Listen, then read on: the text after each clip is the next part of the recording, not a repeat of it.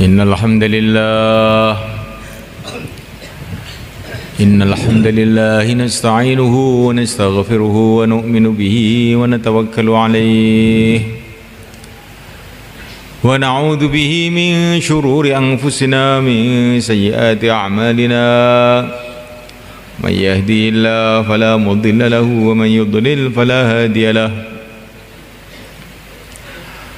أشهد أن لا إله إلا الله وحده لا شريك له وأشهد أن سيدنا ومولانا وحبيبنا محمدا عبده ورسوله اللهم صل وسلم وبارك عليه وعلى آله وأصحابه والتابعين لهم إلى يوم القيامة أما بعد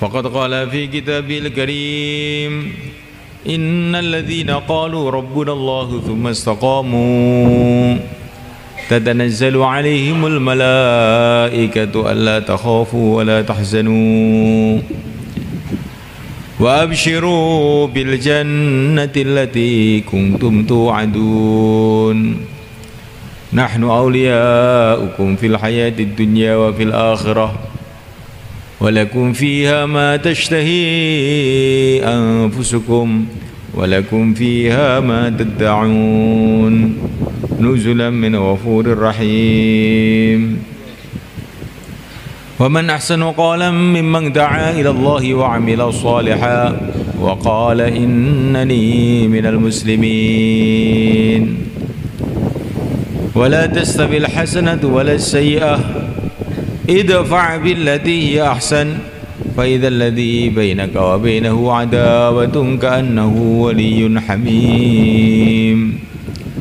وما يلقاها إلا الذين صبروا وما يلقاها إلا ذو حظ عظيم. Hadirin yang dimuliakan, dalam majelis kita ini kita akan sedikit mudzakarah mengenai karunia Allah yang Allah berikan kepada kita, di mana Allah Subhanahu wa taala telah menjadikan kita ini orang-orang masjid.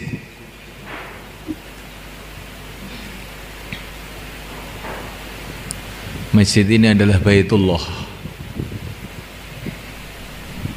Semua rumah yang ada di dunia ini milik Allah. Nggak ada yang bukan milik Allah. Kerikil satu saja yang bukan milik Allah nggak ada. Tapi yang oleh Allah dikasih nama Baitullah hanya masjid. Karena begitu mulianya masjid di sisi Allah Subhanahu wa taala. Begitu mulianya masjid itu di sisi Allah SWT,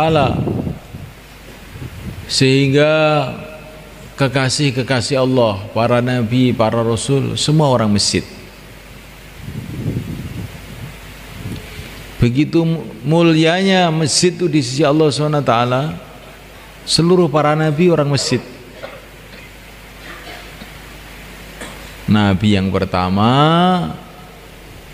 kakek kita, Mbah Nabi Adam alaihissalam, waktu itu sudah ada masjid, yaitu Masjidil Haram di Makkah Al-Mukarramah, dan beliau ibadah di sana. Begitu mulia masjid itu sampai yang disuruh bangun masjid itu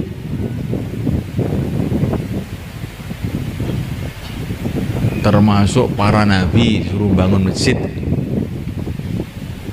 Allah Subhanahu wa taala bercerita bagaimana Nabi Ibrahim Khalilullah bersama anaknya Nabi Ismail Nabiullah bangun masjid. Wa idh yarfa'u Ibrahimul qawa'ida minal baiti wa Ismail Rabbana taqabbal minna. Nabi Ibrahim tukangnya, Nabi Ismail itu kulinya. Tukang, kalau tukang masjid itu begitu mulia di sisi Allah. Kuli, walaupun kuli, tapi kalau kuli masjid itu Masya Allah sangat mulia di sisi Allah. Sehingga yang dipilih untuk jadi kuli masjid itu seorang nabi juga, Nabiullah Ismail alaihissalam, yang akhirnya menurunkan Sayyidul Anbiya, Nabi kita, Nabi Agung, Nabi Muhammad sallallahu alaihi wasallam.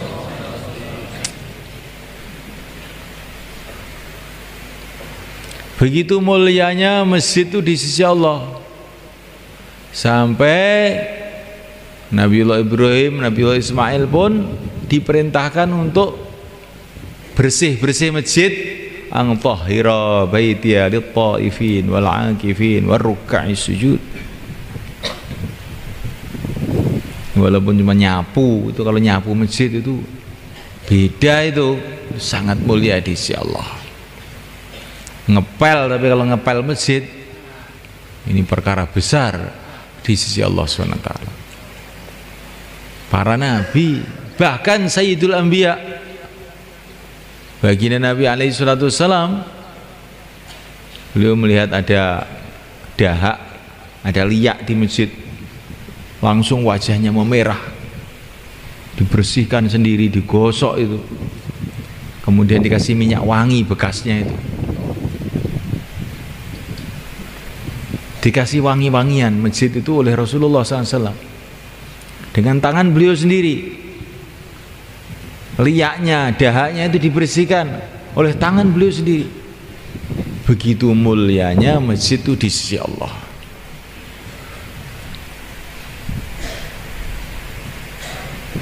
Nah, muliakan Allah SWT, begitu mulianya masjid itu di sisi Allah, sehingga kita kalau masuk masjid disunahkan sholat tahiyatul masjid. Semua orang-orang yang ada kaitan dengan masjid orang-orang mulia di sisi Allah. Dalam satu hadis dikatakan masjid itu ada tiang-tiangnya, ada cagak-cagaknya. Julasa'uhumul malaikah, teman duduk mereka itu adalah para malaikat. Itu cagak-cagak masjid itu, maksudnya orang-orang yang istiqomah di masjid, orang-orang ahli masjid, orang-orang yang rajin masjid, itu cagaknya masjid namanya. Cagak masjid itu kan itu cagak itu juga berharga juga, tapi cagak masjid yang dimaksud di sini ini adalah orang-orang yang istiqomah di masjid. Kalau mereka pergi kemana-mana, para malaikat-malaikat itu pada mencari-cari, kemana ini dia, kemana ini dia. Kalau mereka sakit, malaikat-malaikat pada menjenguk ke rumah-rumahnya. Ini orang-orang yang istiqomah masjid itu. Ada seorang sahabat sakit, dijenguk oleh Rasulullah SAW. Maka sahabat tadi mengatakan, ya Rasulullah, baru saja dari sini ada orang menjenguk saya. Orangnya begitu ganteng, baunya begitu wangi, pokoknya nggak ada lah orang kayak dia. Tidak ada orang yang lebih ganteng, lebih mulia daripada dia, selain engkau saja ya Rasulullah. Selain engkau saja ya Rasulullah. Tapi saya tidak kenal, dia sudah pergi, baru saja. Nabi mengatakan, itu tadi Jibril menjenguk kamu. Masya Allah. Ini ahli masjid tuh, kalau sakit bisa dijenguk Jibril itu semua malaikat. Jibril bukan datang kepada para nabi saja, datang kepada orang-orang ahli masjid.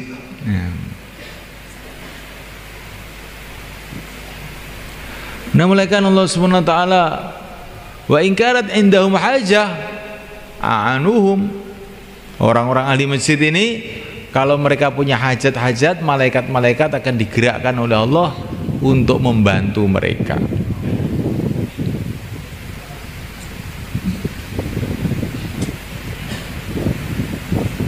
Jadi kalau kita ingin pembantu dari para malaikat, jadikan diri kita ini ahli masjid.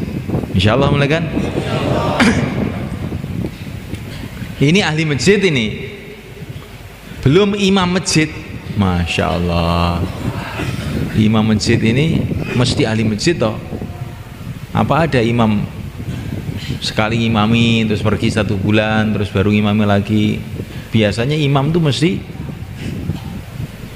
istiqomah masjid biasanya loh. Kalau imam kok tidak istiqomah ke masjid, naudzubillah, itu harus taubat itu.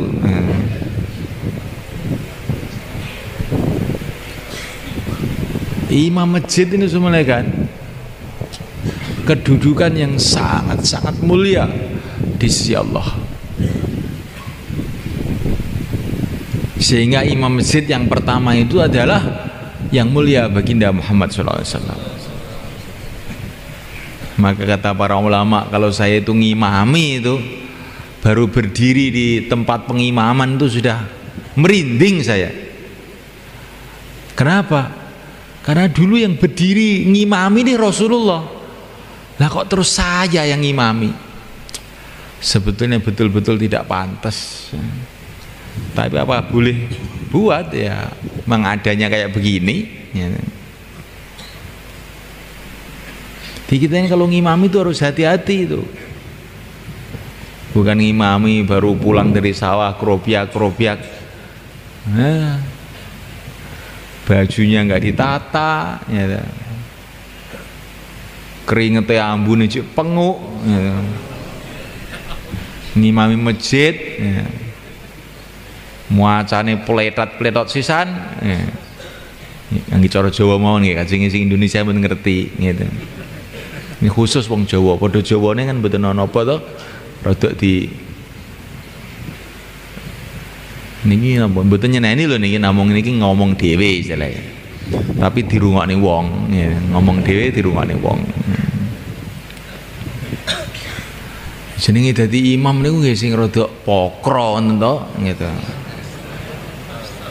Sayyidina Abdullah bin Mas'ud itu kalau ngimami itu ya pakai pakaian yang layaknya jadi imam. Bukan ngimami pakai celana edel-edel. Imam opo mau menghadap pada Allah, mewakili Rasulullah kok kayak begitu gimana? Pakai pakaian yang terbaik untuk ngimami itu. Pakai wangi-wangian yang terwangi untuk ngimami itu. Karena dalam satu hadis dikatakan kalau imam itu tidak disukai sama makmumnya, itu nanti sholatnya nggak bisa naik ke langit. Jadi imam itu harus punya penampilan yang disukai oleh makmumnya. Imam itu harus punya akhlak yang disukai oleh makmumnya. Imam itu usahakan punya bacaan yang disukai sama makmumnya. Tapi syaratnya makmumnya yang benar loh. Ini bukan terawih. Sukanya makmum saya itu yang cepet Pak. Yasin, Allahu Akbar. Alif Lam Mim, Allahu Akbar. Oh. Nah kok ngimami kok ngono piye? Nah senengane ngoten niku, dadi kok nyenengne wong jarene. Ini seneng tapi wong ini seneng ra bener, aja dituruti nggih. Seneng sing bener. Wong sing pancen pengen ngibadah suwane ngresane Allah tenan. Mboten wong-wong ora genah dituruti rusak kabeh akhire. Kajian dipun muliakan. Jadi malaikat Allah Ta'ala imam tuh harus usaha punya sifat-sifat yang disukai oleh makmumnya. Itu penting semuanya kan. Tapi kita buat yang demikian itu bukan karena makmumnya, bukan karena orang, tapi karena mencari ridho Allah. Saya menyenangkan makmum-makmum saya ini untuk mencari ridho Allah. Bacanya yang bagus, Fatihahnya yang bagus, surat-suratnya yang bagus, apalagi tarawih ini yang tumakninah semulaikan. Karena Syaitan itu banyak menipu kita. Sholat tarawih itu dibikin begitu cepat, ya, super cepat, ya. Sampai Fatihahnya dipotong-potong, ya, korting, ya. Nggak ada baca dunga iftitah kabiro walhamdulillah katsira, sudah nggak ada. Itu sunnah loh. Kalau sunnah itu harus ditinggal, gitu apa gimana? Setiap sunnah ditinggalkan, akhirnya sunnah itu jadi haram akhirnya lama-lama jadinya. Baca dunga iftitah itu yang sempurna walaupun itu sholat sunnah. Kalau tidak kita usaha menyempurnakan sholat kita, akhirnya perasaan kita ini beribadah tapi tidak ada nilainya beribadah di sisi Allah. Baca yang bagus, rukuknya yang tumaknina, sujudnya yang tumaknina. Kita sholat 2 rakaat tumakninah tertib lebih baik daripada 1.000.000 rakaat tidak tertib. Iya nggak semuanya kan? 1.000.000 rakaat nggak tertib namanya bukan sholat. 2 rakaat tertib ini namanya sholat yang akan ada nilai besar di sisi Allah. Tapi jangan dijadikan alasan. Kalau begitu nanti tarawih 2 rakaat saja Pak, jangan. Daripada panjang tarawih 20 tetapi cepat-cepat lebih baik 2 rakaat tapi tumakninah. Kalau urusan agama itu jangan kamu bilang begitu. Kalau urusan dunia kita ini nerimo, udah ini aja cukup, pakai sambal juga sudah nggak apa-apa. Tapi kalau urusan agama, kesempatan kita amal itu cuma sekali di dunia ini. Sebentar lagi kita akan mati, tidak ada kesempatan amal. Ya jangan 2 rakaat toh ini. Orang-orang dulu semua kan, ulama-ulama dulu, para tabi'in, sholat itu bukan Ramadan ini ratusan rakaat tiap hari, sholat sunnah itu. Bukan Ramadan itu. Sebagaimana kita baca dalam kitab taklim itu, bagaimana Sayyidina Ali Zainal Abidin, ini cucunya Rasulullah, anaknya Sayyidina Husain, sholatnya sehari semalam ini bukan Ramadan, 1000 rakaat. Apa kita ini nggak malu kalau kita ini ngaku mengikuti para ulama-ulama, mengikuti orang-orang soleh, Ramadan kok terus minta korting, itu bagaimana?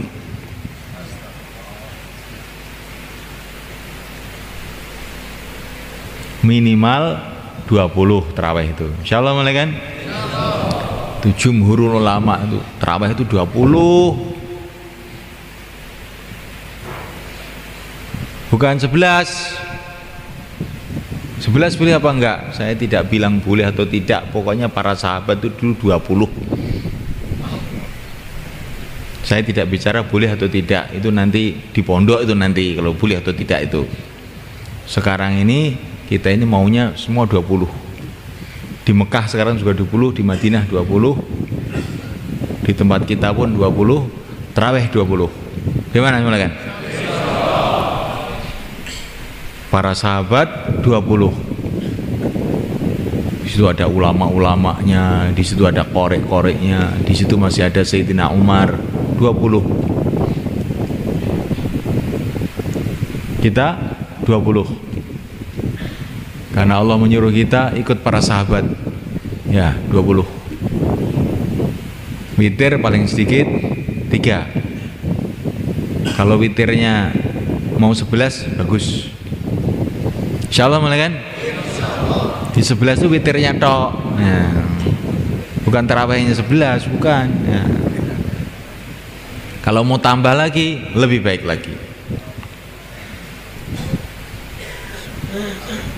Ada orang bilang dalilnya begini, dalilnya, pokoknya saya mau mateng saja. Para sahabat, ulama-ulamanya kumpul semua di Masjid Nabawi 20, saya 20. Dah. Mereka lebih paham mengenai agama daripada semua orang yang berpendapat. Madzhab 4 semua 20. Kita 20, insyaallah. Tapi kalau ada orang baru 2 rakaat terus pulang, doakan supaya Allah turunkan hidayah, gitu aja. Nggak usah dimarahi, terus lumayan daripada gak gitu. Muga-muga Allah ngapura kowe Kang. Sono ae. Nggak usah dimarahi. Tapi ditarghib, ini musim panen, musim barokah datang. Orang-orang zaman dulu, para sahabat, para tabi'in, tabi'ut tabi'in, kalau malam Ramadan sedikit tidur, bahkan banyak yang tidak tidur sama sekali. Kok kita ini terus begini ini, terus kita ini mau ikut siapa? Nah,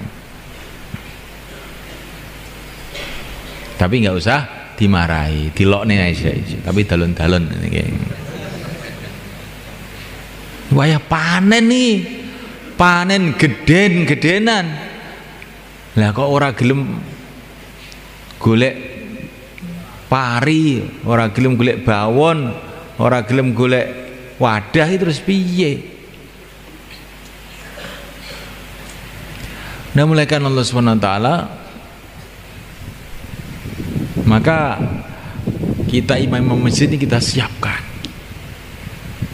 Kalau bisa ada orang-orang hafid Quran untuk Ramadan ini kita borong untuk ngimami di masjid kita, ya bagus sebenarnya kan. Sehingga satu Ramadan itu satu khataman pernah kita dengar dengan telinga kita. Ini termasuk sunnahnya para sahabat, sunnahnya para ulama yang sudah tersebar ke seluruh dunia kecuali Indonesia. Di Inggris saja itu kan tarawih itu satu khataman. Inggris tempatnya orang-orang mu'alaf yang baru sunat sudah umur 40 tahun itu, tarawihnya itu satu khataman.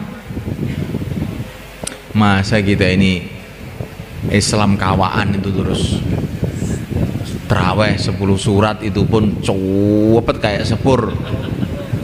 Maka semuanya Allah Ta'ala kita fikirkan perkara ini, insyaallah malaikat. Imamnya itu bagian wiridannya, astagfirullah, bagian imam, yang imam biasa itu yang nggak hafal Quran itu bagian wiridannya, bagian dungo.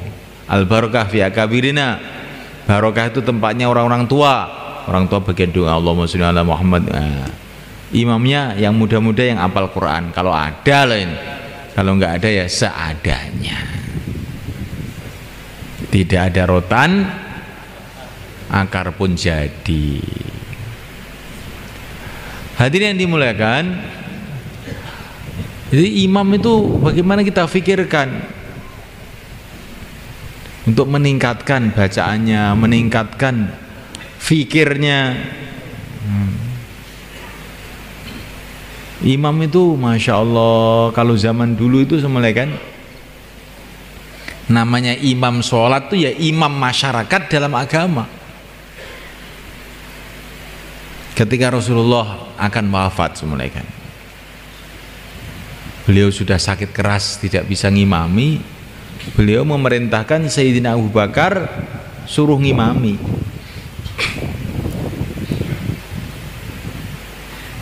Maka setelah Rasulullah dipanggil oleh Allah, para sahabat ini musyawarah. Sekarang pimpinan masyarakat Islam ini Rasulullah sudah dipanggil oleh Allah. Terus sekarang yang memimpin masyarakat ini siapa ini? Kan masyarakat harus ada pimpinannya. Maka para sahabat mengatakan, lah yang suruh ngimami itu Abu Bakar, ya yang mimpin masyarakat ya Abu Bakar. Itu cara pikirnya sahabat. Jadi imam sholat tuh bukan hanya imam sholat, imam kehidupan masyarakat. Jadi contoh untuk memimpin masyarakat, menuntun masyarakat menuju kebaikan, menuju ridha Allah. Maka dalam hadis dikatakan al-imamu dhamin, imam itu menjamin. Kalau katanya orang ahli fikih, al-imamu dhamin itu kalau ada makmum ketinggalan, makmum masbuk itu, maka dia tidak sempat baca Fatihah langsung ikut rukuk, maka bacaan Fatihahnya ditanggung sama imam. Itu kalau bahasan fikih. Tapi katanya orang tabligh itu domin, iman tuh menjamin tuh bukan hanya menjamin urusan sholat, menjamin bertanggung jawab bagaimana seluruh masyarakat itu amal agama. Insyaallah mulai kan. Jadi imam itu ada rasa tanggung jawab. Kayak Sayyidina Umar radhiyallahu ta'ala anhu, habis sholat subuh dilihat makmumnya ini, loh Sulaiman kok nggak ada, kemana ini Sulaiman?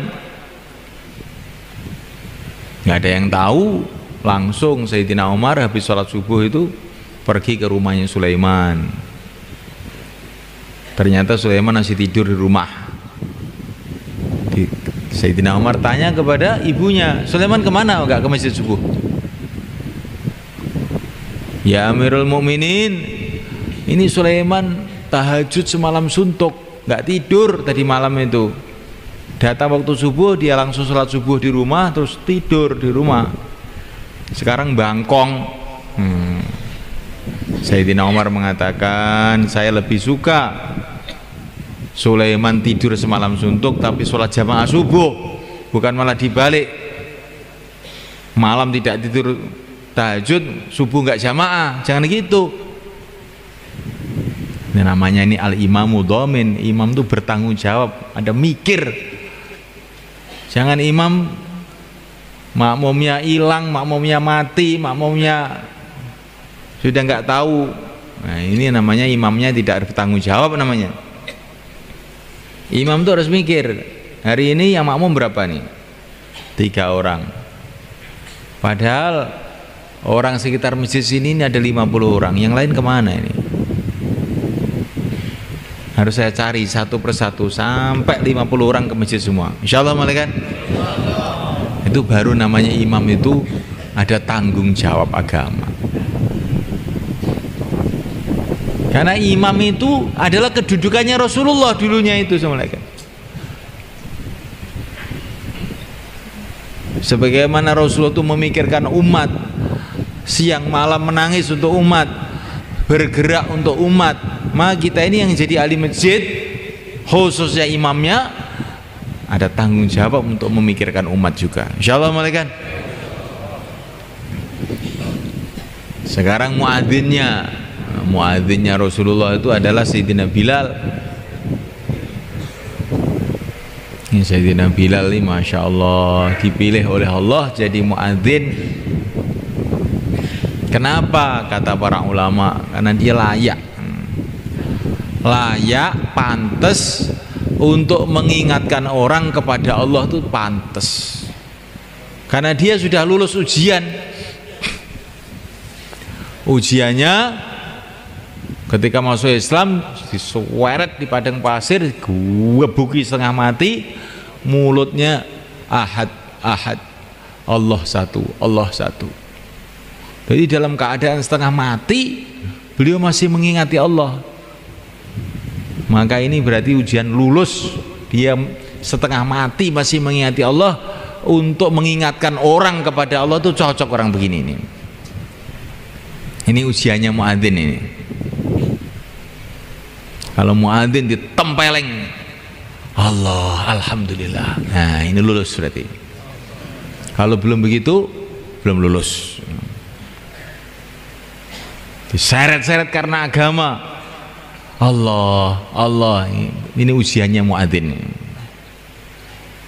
Kita punya muadzin begitu enggak? Muadzin malah diserahkan anak-anak kecil. Allah Akbar. Terus pujian nggak karu-karuan ngalor ngidul. Yang tua-tua apa sudah mati semua.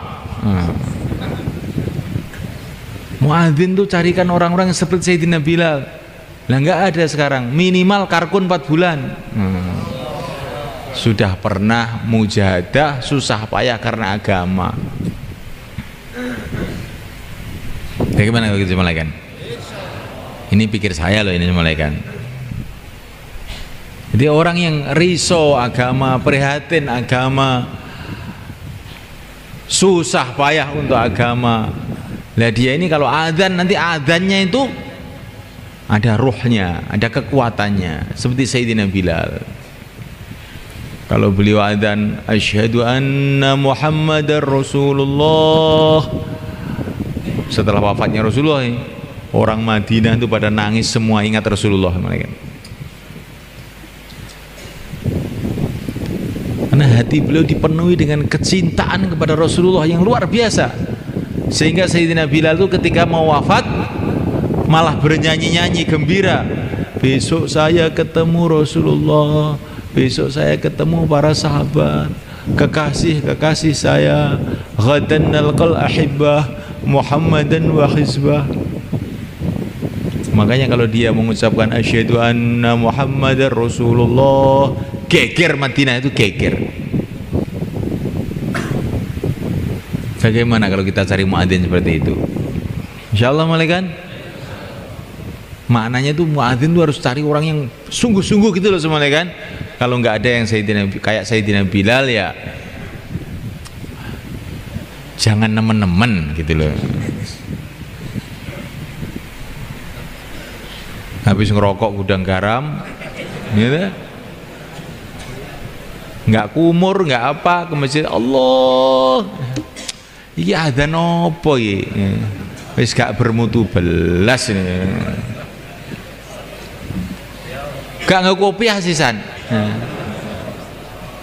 Ini ki masjid kita kaya ngeten iki Pak. Lah wong Islam niku jantunge niku masjid. Nek wis masjid iki wis englek-englek kaya ngoten niku mungkin amalan-amalan liyane biasanya wis tambah nemen akhire.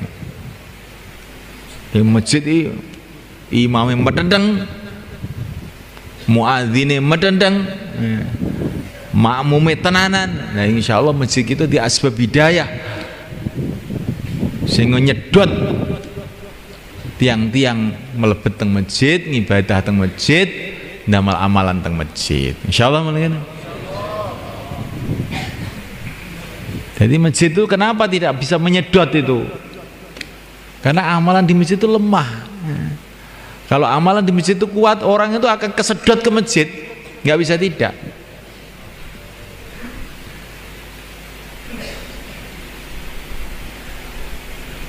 Jadi kalau orang-orang tidak pergi ke masjid, tetangga-tetangga masjid tidak pergi ke masjid, kita jangan nyalahkan orang dulu, tapi amalan masjid kita kuatkan. Nanti kalau kita kuatkan, insya Allah dengan izin Allah itu akan nyedot orang-orang di luar masjid untuk masuk masjid. Insya Allah malaikat. Sayyidina Bilal itu malaikat setiap mau azan tuh doa dulu. Allahumma inni asta'inuka ala Quraisy ayyuqimu dinak. Terus Allahu Akbar, baru begitu. Ya Allah, aku minta tolong kepada Engkau agar orang-orang Quraisy ini mau mengamalkan agamamu ya Allah. Karena waktu itu yang musuhi agama itu orang Quraisy. Maka Sayyidina Bilal ini setiap mau adzan tuh doa, mendoakan orang Quraisy agar mereka dapat hidayat mau mengamalkan agama. Kalau doa habis adzan itu semua orang tahu. Doa sebelum adzan ini sedikit yang tahu ini doanya Sayyidina Bilal ini. Ya Allah, aku minta tolong kepada Engkau gerakkan orang Quraisy untuk bisa mengamalkan agamamu.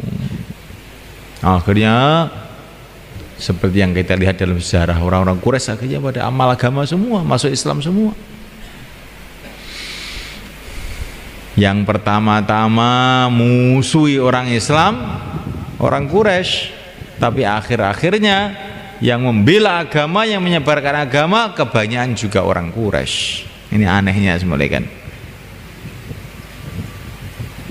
Maka kita ini kalau melihat orang-orang yang musuhi agama itu jangan kita buruk sangka dulu. Ini kurang jopone ya. nggak pernah didoain ini. Akhirnya mereka itu gelap hatinya, akhirnya merusak agama. Ini termasuk tugasnya muadzin ini, begitu itu. Maka imam masjid itu ada fikir, muadzinnya ada fikir, makmumnya setiap sholat doa untuk umat, ihdinas siratal mustaqim, ya Allah tunjukilah kami semua, seluruh umat, ya Allah tunjukilah jalan yang lurus.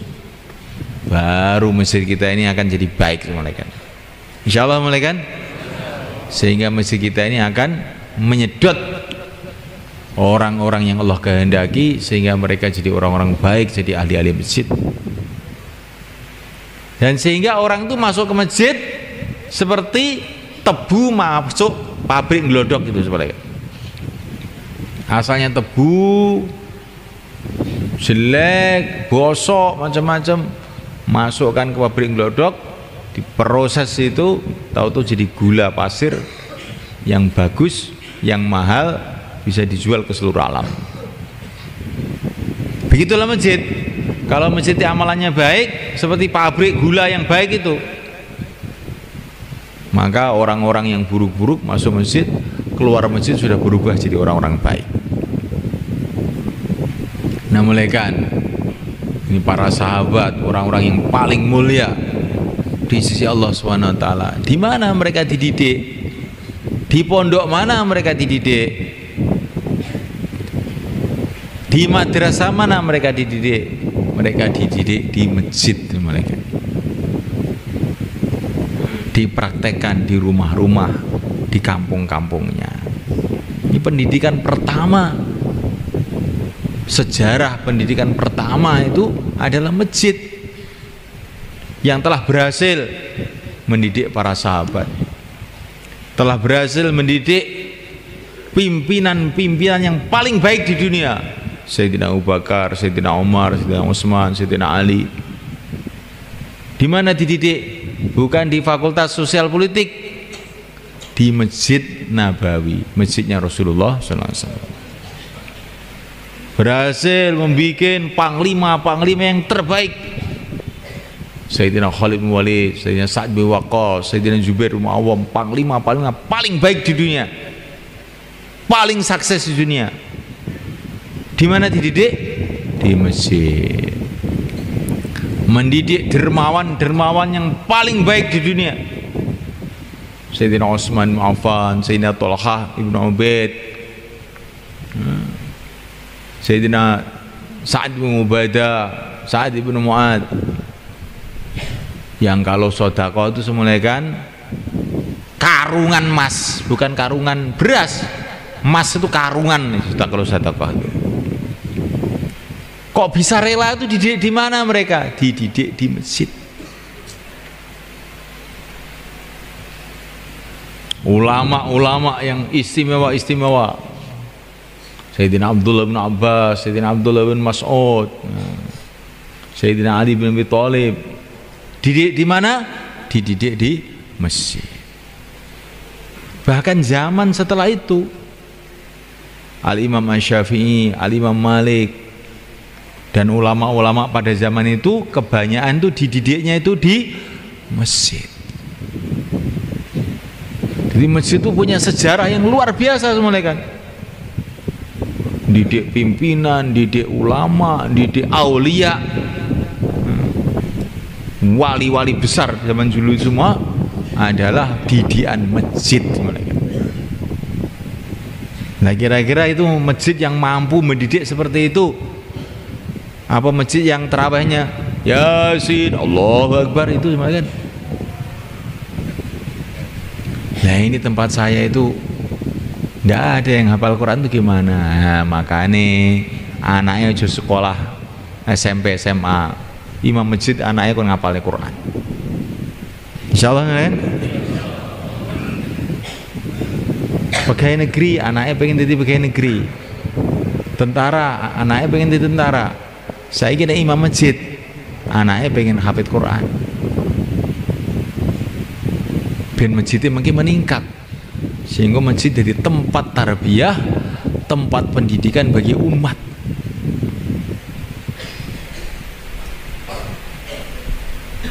Kamu hafal Quran? Ngapalan Quran di mana? Oh, di masjid sana. Zaman dulu tuh gitu kan. Kamu belajar hadis di mana? Di masjid sana. Kamu belajar fikih di mana? Di masjid sana. Itu zaman dulu tuh begitu. Karena masjid-masjid itu jadi pusat agama, pusat ilmu, pusat ibadah, pusat doa, pusat semua kehidupan yang baik-baik. Masya Allah, mencetak orang-orang baik yang akhirnya mendatangkan masyarakat yang baik yang menyebarkan agama di seluruh dunia ini. Maka kita niatkan untuk meningkatkan masjid kita, insya Allah kan? Kita niatkan.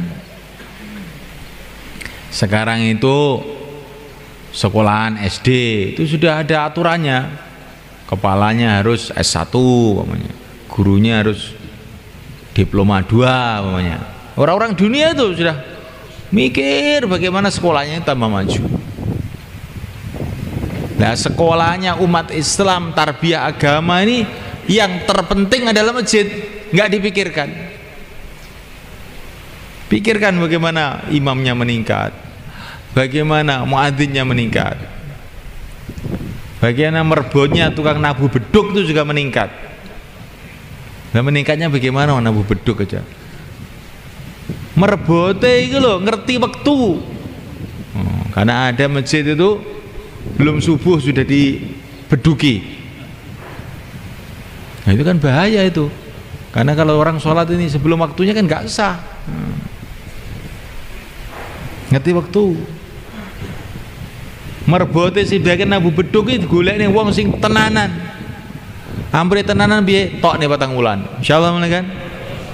Minggu tenanan nih kok. Nek ora minggu nih nabu sak powe nae, tinggu klothekan akhirnya. Nek Ramadan klothekan. Nah, masjid gue kelotekan ini piye deh. Jadi saya mulaikan Allah Subhanahu Wa Taala, masjid kita tingkatkan mulaikan. Semuanya kita tingkatkan. Itu termasuk fasilitas zuhir pun kita tingkatkan.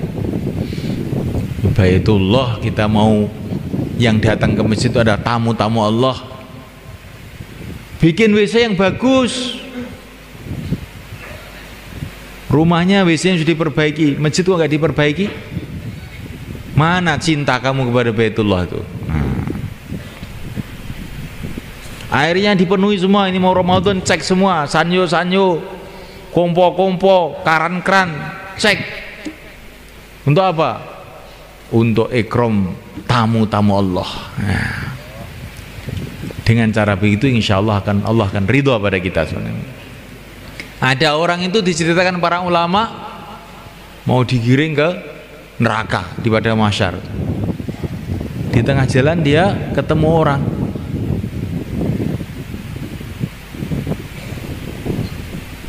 Hei, tolong saya. Siapa kamu itu? Saya kan pernah menolong kamu ngambilkan air wudhu dulu di dunia itu. Doakan saya supaya saya tidak jadi dikirim neraka.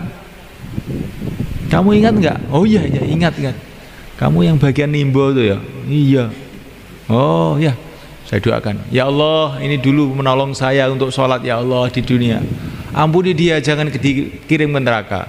Nah, ini diampuni oleh Allah, nggak jadi kirim ke neraka, kirim ke surga.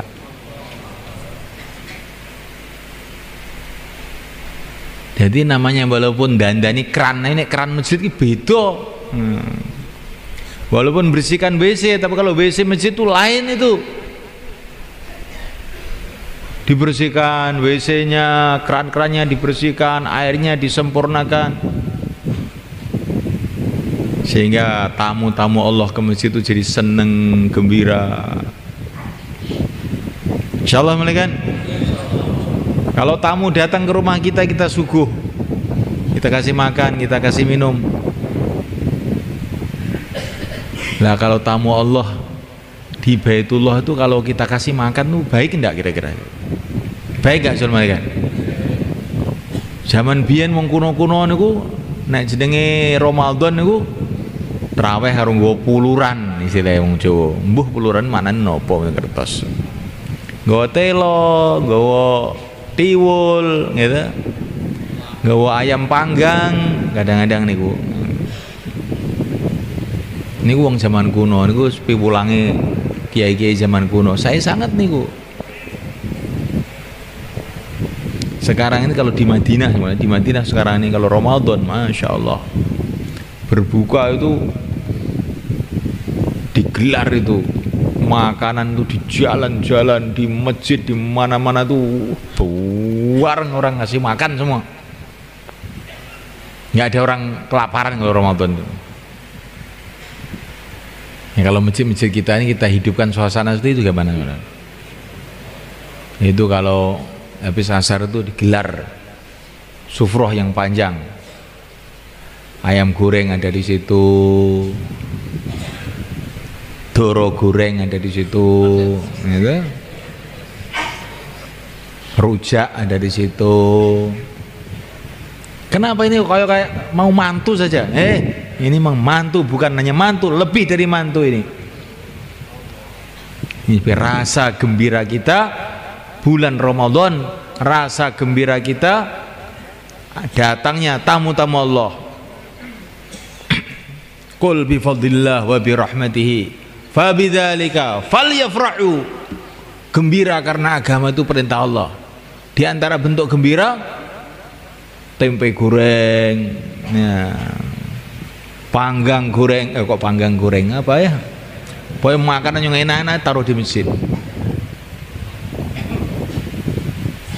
Kita sudah mikir begitu belum ini? Sudah insyaallah? Nggih ngoten lho Pak. Peningkatan Ramadan tahun ini mboten kados biasa nih. Mungkin nek bengi wong bodho maca Quran darus niku. Tapi niku diseleksi, ditata. Sing maca ki ya sing wacanane rada lurus to. Aja maca ning speaker pletot-pletot biyo ngrusakne kuping niku mengke. Nggih.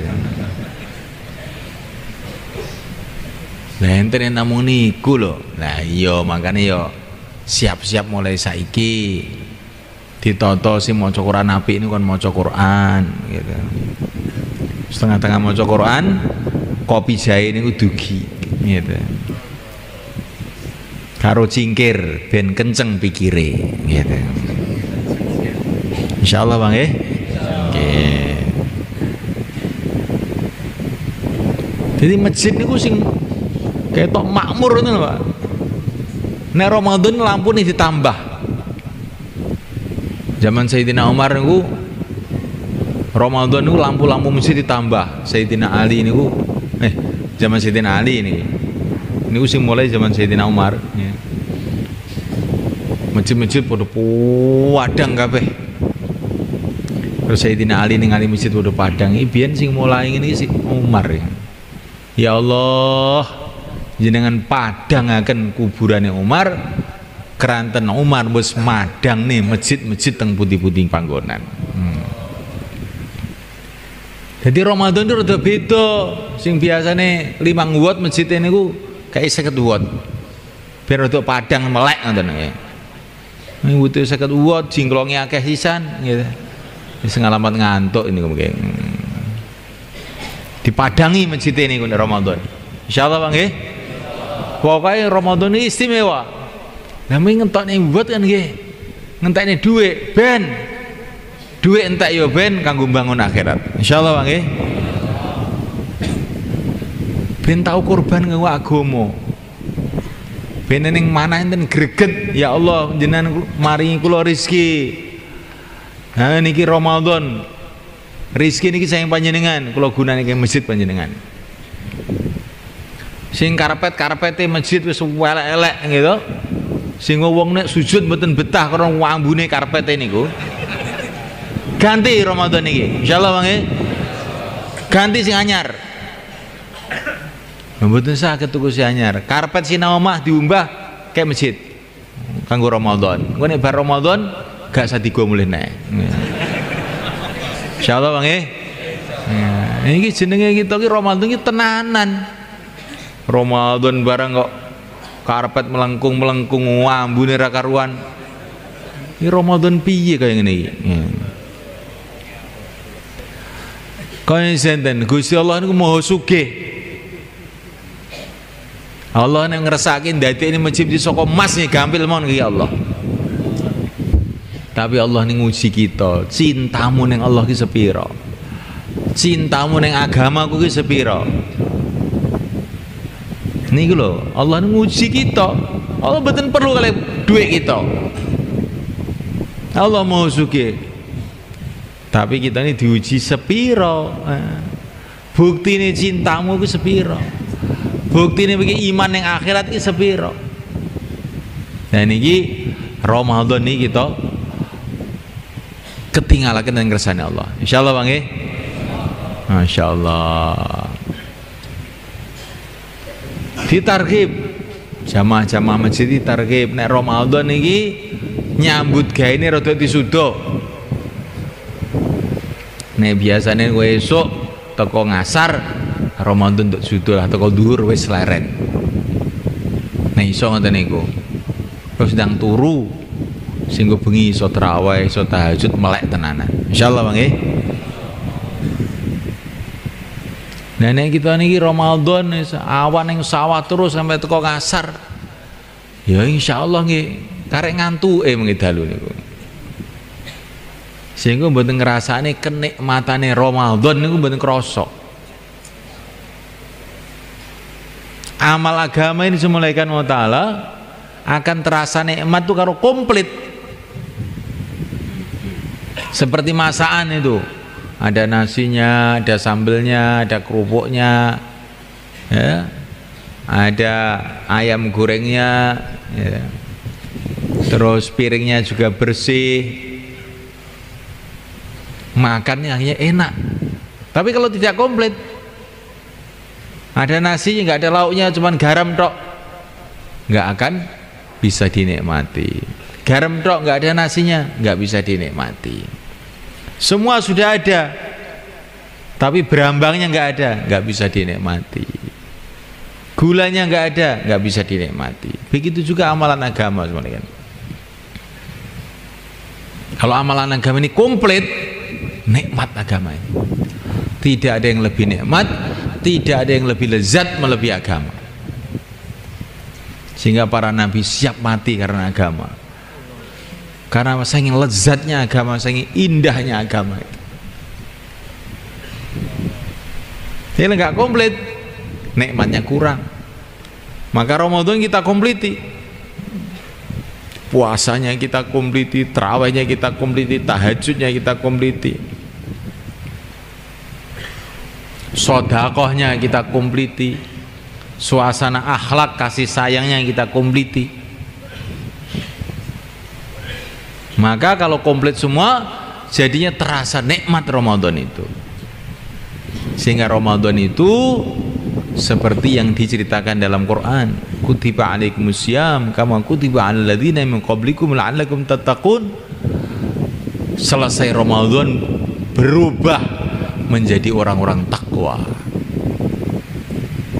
Ramadan itu tarbiyah la'allakum tattaqun. Sehingga kalau dikerjakan semuanya akhirnya menjadi orang-orang takwa, hatinya tawajuh kepada Allah, akhlaknya jadi baik, ibadahnya jadi khusyuk, rindu pada negeri akhirat. Ramadan itu begitu semuanya kan. Tapi kalau nggak komplit, kita kerjakan ala kadarnya, nanti nikmatnya kurang.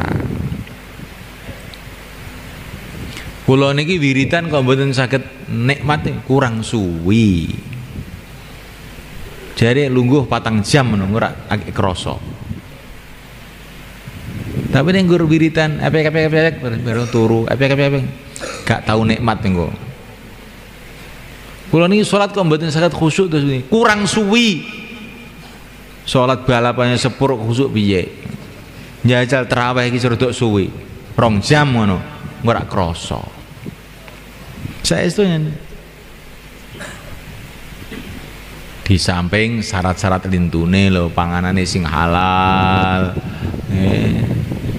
atine madhep tenan ning Gusti Allah. Di samping niku wektu didawakne niku penting. Napa mawon kudu didawakne. Khususnya Ramadan niku. Salate didawakne, tarawih didawakne, zikir didawakne, maca Qur'annya didawakne. Niki insyaallah badhe krasa kenikmatan ini. Insyaallah kita niat semulaikan. Kemudian semulaikan Allah Subhanahu wa taala, masyaallah. Ramadan ini juga punya sejarah yang luar biasa. Ketika Rasulullah datang ke Madinah, semulaikan, itu orang Islam juga sudah banyak, tapi orang kafir juga masih banyak. Tapi setelah tahun 2 pas Ramadan perang Badar, maka berbondong-bondong orang-orang kafir Madinah itu pada masuk Islam. Begitu juga Makkah. Makkah itu Fathu Makkah, gerudukannya orang Makkah masuk Islam itu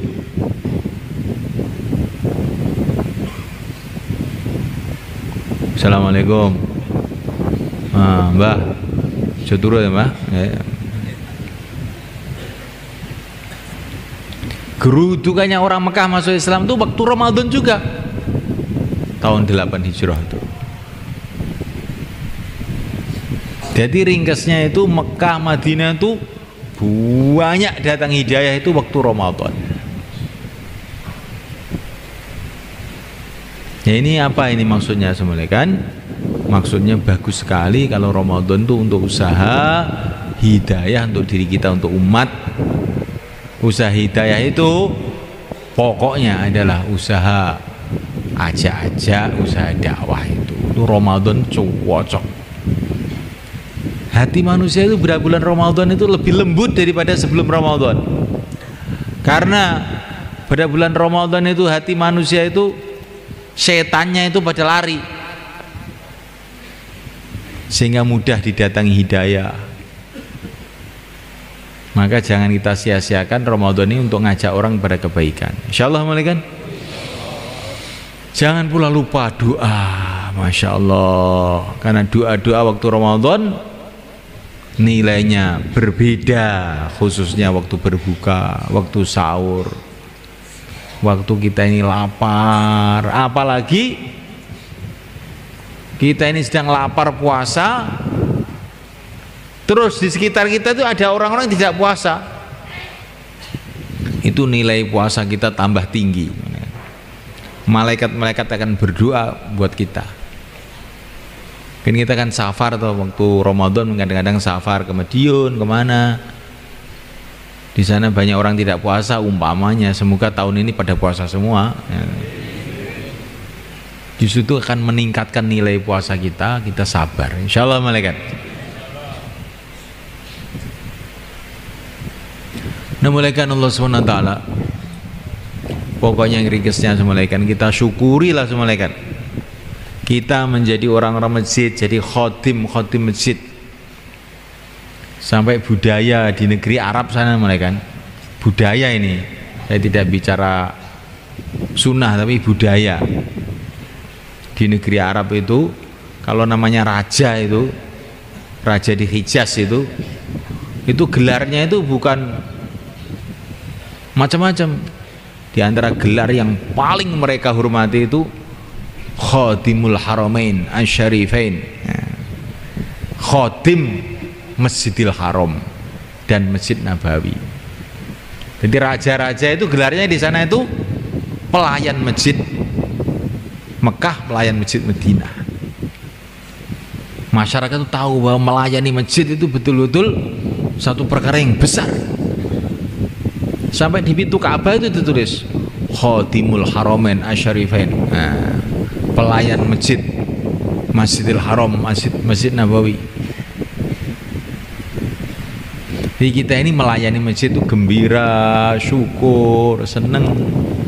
Dan terus kita berpikir bagaimana masjid kita ini jadi sarana tarbiyah untuk semua orang yang masuk di masjid, dan bagaimana masjid kita ini seperti Masjid Nabawi jadi penyebaran agama ke seluruh dunia.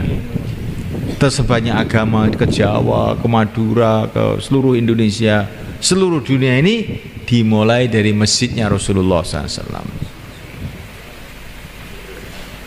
Maka Wali Songo dulu itu heran, ajib itu, mereka tahu betul itu, mementingkan betul urusan masjid. Ketika mereka mau bikin ibu kota di Demak, itu bukan bangun istana, bukan bangun kantor, bangun masjid. Itu Mbah Sunan Ngampel, Mbah Sunan Giri, Sunan Kalijogo bareng-bareng bangun masjid Demak, sampai sekarang masih ada. Mereka itu ingin memberitahu kepada masyarakat Jawa ini, masjid itu penting. Insyaallah kan? Masjid itu penting. Rasulullah di Madinah sebelum bangun rumah, bangun masjid. Bukan hanya itu saja, Nabi Adam belum datang ke dunia, sebagian riwayat mengatakan Allah kirim malaikat-malaikat bangun masjid dulu untuk persiapan kedatangan Nabi Adam. Jadi orang Islam dengan masjid ini sudah nggak bisa dipisahkan. Kita harus senang dengan masjid itu, senang.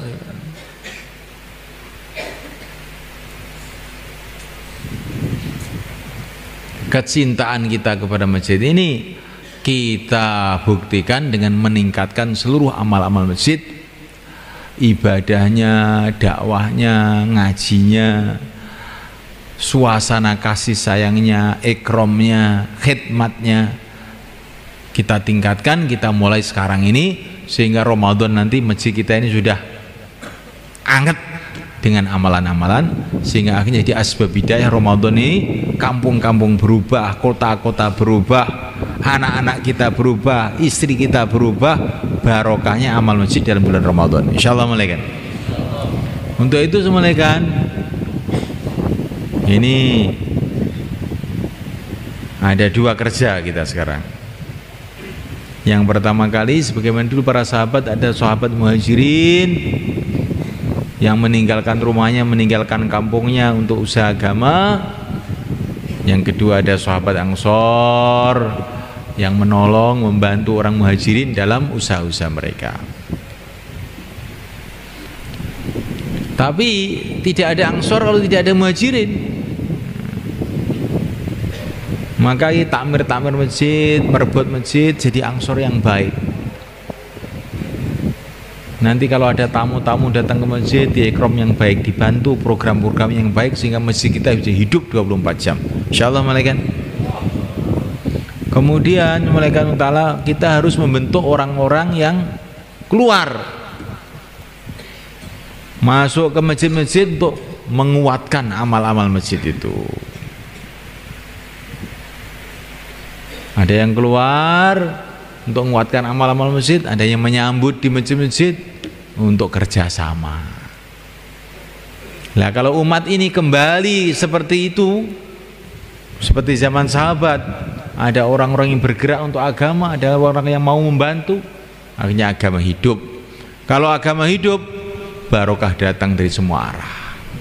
Ketentraman, ketenangan, barokah, ya, keamanan, kasih sayang akan wujud. Kalau agama diamalkan, agama diamalkan mulainya dari masjid. Insyaallah mulai kan? Maka yang dari pertemuan imam masjid ini menyempatkan diri berapa hari saja, 4 bulan, 40 hari atau berapa hari saja untuk menyambut bulan Ramadan ini secara khusus, silakan berdiri ke selatan. Monggo. Jamaah yang sudah terbentuk ataupun yang belum niat, silakan berdiri ke selatan sana. Monggo.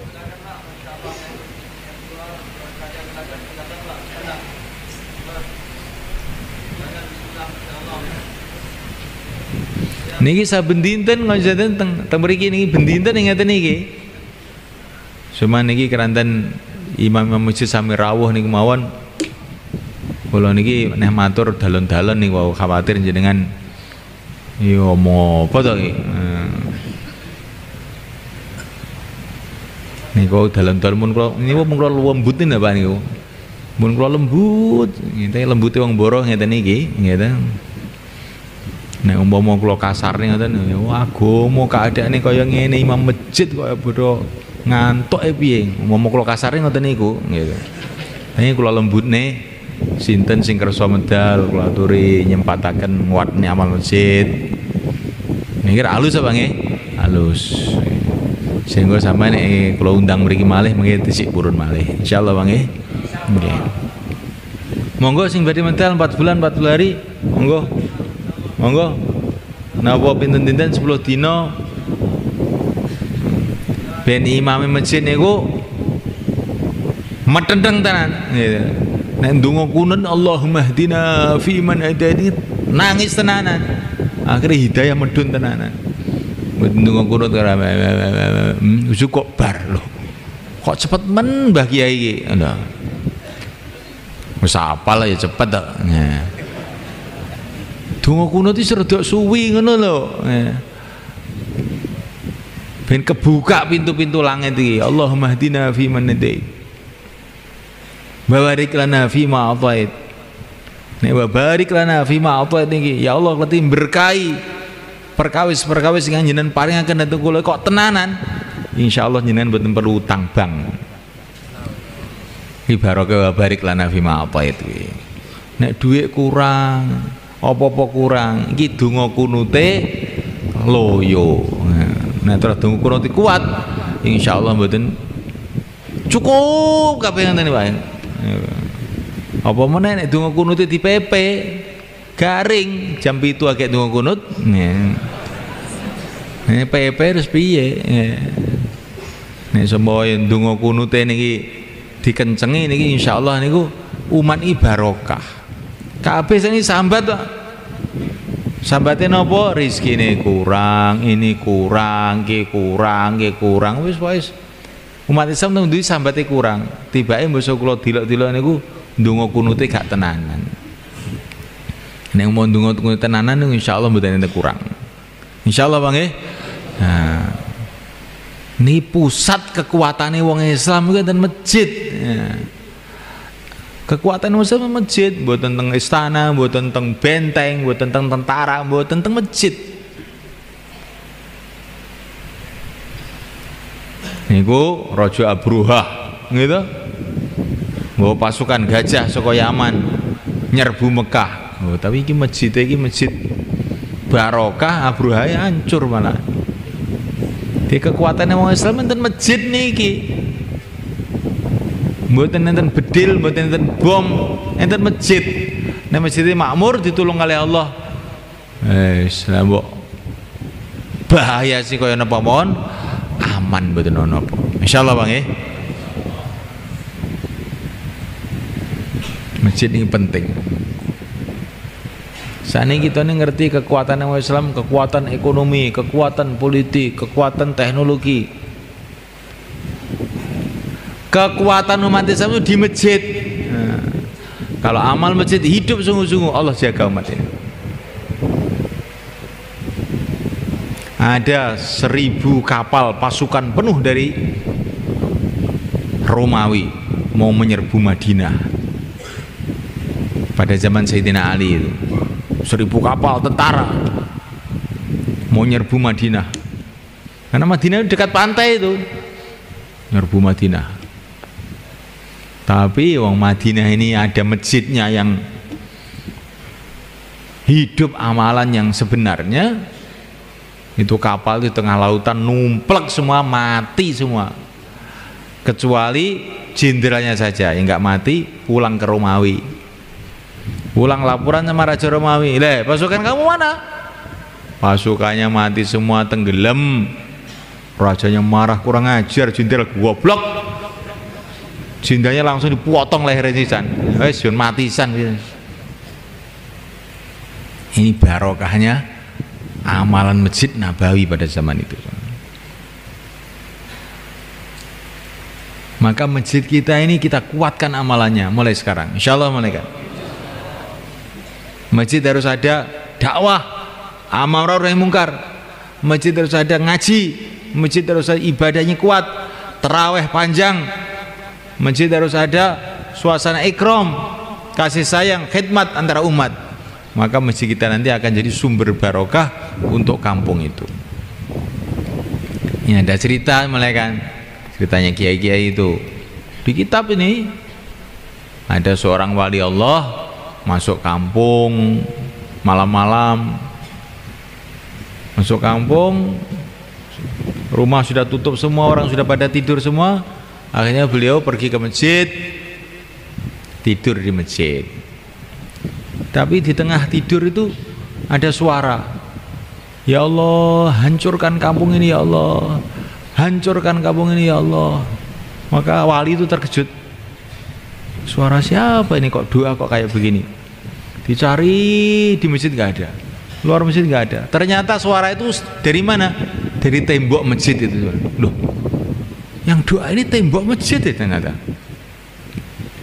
Maka beliau termenung, loh, berarti masjid ini marah sama orang kampung ini gara-gara sepi nggak ada orangnya ini. Akhirnya beliau keluar, datang ke rumah-rumah, dikasih tahu masjid kamu itu loh marah sekarang itu. Yang marah itu bukan hanya orang saja, tiang-tiang masjid, tembok-tembok masjid marah sekarang. Ini kalau nggak cepat-cepat kamu makmurkan masjid ini bahaya ini. Makanya orang-orang kampung pada datang ke masjid.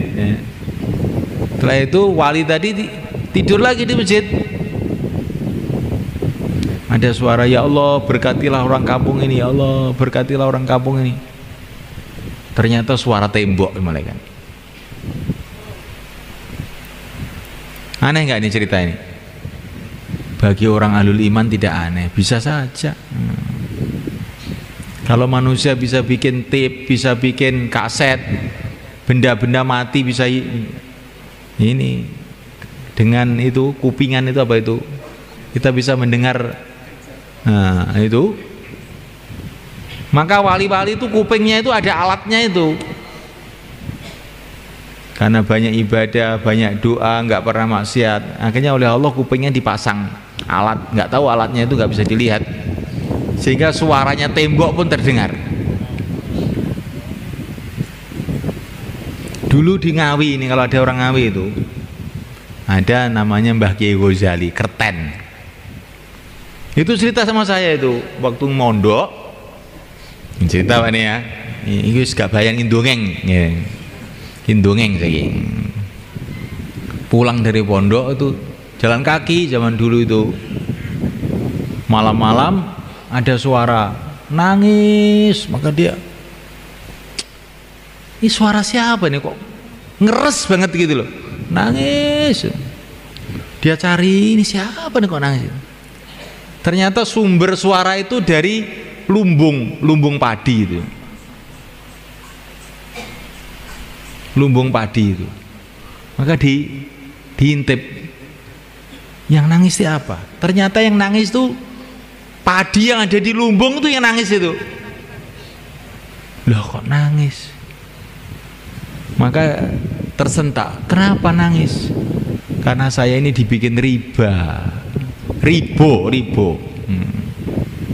Itu kalau telinga kita ini baik mulai kan, kalau kita lewat di bank-bank desa itu nangis semua itu.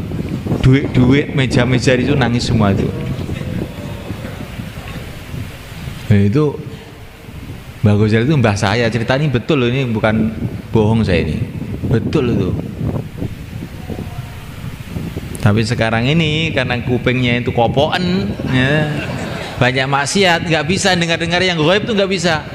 Yang didengar televisi, radio, internet, karena kupingnya sudah rusak. Sistem gaib yang ada di kuping itu sudah rusak, konslet. Bahkan dengar ngaji pun nggak nyantol, dengar ngaji nggak nyantol. Tapi kalau dengar yang maksiat nyantol. Nah ini sudah kuping rusak ini. Nah ini untuk memperbaiki itu dengan Ramadan ini. Insyaallah malaikat. Malam mesti kita kuatkan kuping kita ini, kita dengarkan bacaan Quran, ngaji, nasihat. Mulut kita sibukkan dengan dakwah, ngajak kepada kebaikan. Badan kita sibukkan dalam taat. Insya Allah nanti habis Ramadan itu berubah itu. Dengan ngaji kok berubah jadi enak gitu ya. Sholat kok enteng. Wah ini berarti sudah ada perbaikan. Tapi kalau sholat kok masih terasa berat, jadi perbaikan belum terjadi, perlu kita tambah lagi. Insyaallah malaikat. Saya kira itu yang bisa saya sampaikan. Malaikat, saya minta maaf. Kita akhiri majlis kita ini dengan doa.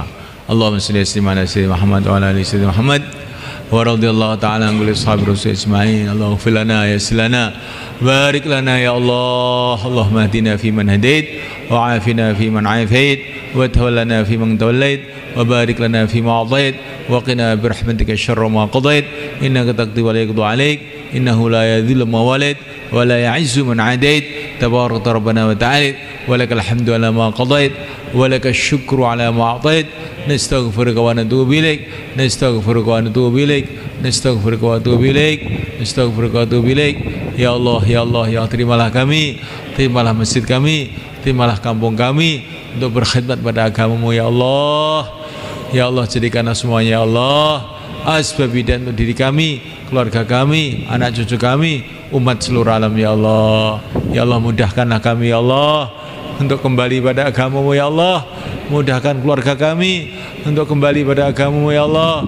Mudahkanlah teman-teman kami untuk kembali pada agama-Mu ya Allah. Tuntunlah umat ini ya Allah, wanitanya, laki-lakinya, anak mudanya kembali pada agama-Mu ya Allah. Kembalikanlah umat ini pada agama-Mu ya Allah. Tuntunlah mereka pada agama-Mu ya Allah. Bimbinglah mereka pada agama-Mu ya Allah, menuju ridha-Mu ya Allah, sehingga mulia dunia, mulia akhirat ya Allah. Rabbana atina fid dunya hasanah wa fil akhirati hasanah wa qina adzabannar. Wa sallallahu alaihi wa baraka ala sayyidina Maulana Muhammad wa ala alihi washabihi ajmain.